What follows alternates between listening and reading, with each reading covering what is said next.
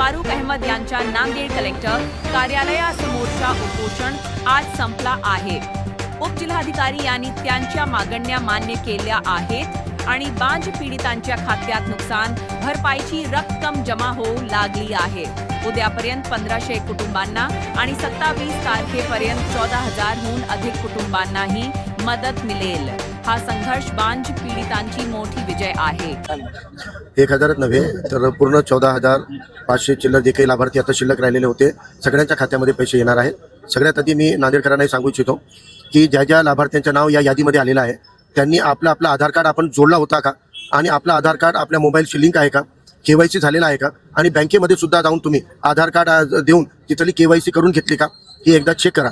जर 2024च्या पूरग्रस्तांच्या यादीमधल्या कोणाचं तांत्रिक अडचण असेल तरच पैसे येणार नाहीत, पण बाकी सगळेचे पैसे येणार आहेत। आणि जर कोणाच्या खात्यामध्ये 27 तारखेपर्यंत पैसे आले नाहीत तर महानगरपालिकेमध्ये त्यांनी एक मदत केंद्र सुरू केलेलं आहे।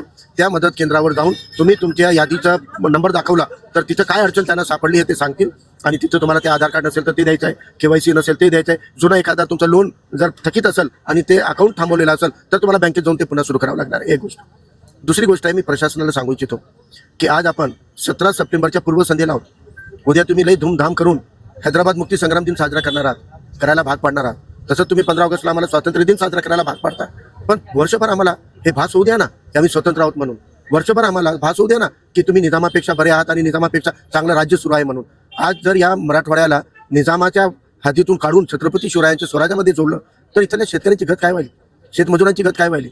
आमच्या नांदेड जिल्ह्यावर काय संकटावर संकट येत आहेत, 3-3दा पूर येतोय तरी इथं कोणी बघायला तयार नाही आहे। आणि इथं काय तर बाया नाचवल्या जातात, डान्स वाढदिवस साजरे होतात, तिथं वेगवेगळे त्योहाराच्या निमित्तानं सगळे कार्यक्रम चालू आहेत, पण ज्या गावामध्ये पूर परिस्थिती झाली त्यांच्यात कुणाला काही पडलेलं नाही आहे। त्यामुळे हैदराबाद मुक्ती संग्राम दिन साजरा करताना निजामापेक्षा आपण काय चांगलं केलं हे दाखवण्यासारखं काय आहे सरकारकडे। कारण आपण उद्या 75व्या स्वातंत्र्य दिनाकडे जातो। भारत 15 ऑगस्ट 47ला स्वतंत्र झालेला नाही आहे, हे 17 सप्टेंबर 48ला स्वतंत्र झालेलं आहे। म्हणजे खरं आपलं 75वं जे रौप्य महोत्सव आहे ते उद्यापासून सुरू होणार आहे। मग या 75 वर्षामध्ये निजामापेक्षा तुम्ही बरं काय केलं?